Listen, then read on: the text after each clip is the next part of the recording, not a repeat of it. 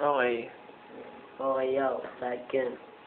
Salamat sa AAS family na nagbigay ng tulong sa akin at para makahingi.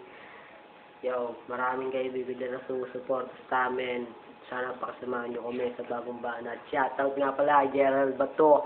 Nagmula pa ng Cavite, Tenyo. Tropa ko nga pala at best friend kong si Engel, sa tropang AAS, sa tropang Phase 2. Shoutout sa inyo. Maraming salamat sa binigay nyong magandang pag-sample sa amin sa freestyle. Okay. Yo, Gerald Bato, salang mo na yan.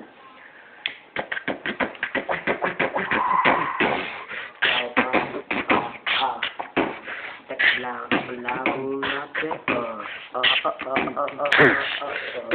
Sakit na ako sa kakatingin sa iyo. Pwede talaga na mo ba ibigay? Yo, pakinggan mo kasi yung awit ko ng baso talagang maiigit at maririnig ang mga pieces sa aking paligid. Talagang napakasindi na atong tama kakasistindi. Kasi naman, Gerald Bato, ayusin mo yung pag-isip mo. Baka matalo sa'yo ng mga ikot yung rappers sa mukhang gago. Iskas sa klise, mukha kang bibi. Sa sobrang payat mo, talaga namang mukha kang silent blazer.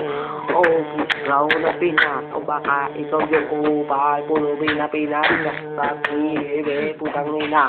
Gaya-gaya ka, wala kang kwenta. Sikit akong nabudang. Yung awit na ito ng pinibigay ng mga makang na Pilipino na tumulad sa amin na malapit na talaga na bumala talaga nakita ka nakakanin na iwa kayo ng bigaan na hindi mo nandamo na biglang nalisan. Nakalik mo muna ba itong aking halaman? Gucci talaga, pare kasi matupit talaga ako kapag gumitit. Umuusok na bigla, nalilito ako na para bang naliligaw. Tapos na yung beat, bago pa naman sumigaw. Bago ka sumigaw, ako ang nauna na biglang nalilitaw. Yo, bali yun, ginawa namin ng bagong salang. Yung Philippines rapper hip-hop sa Pinas. Bali kami taga-Cavite, Caviteño kami. Pasensya na ako, peace ko medyo pangit din na record namin kanta. Shoutout nga pala sa mga nakakilala sa akin ngayon. Yo, Gerald. Maraming salamat sa pakikinig.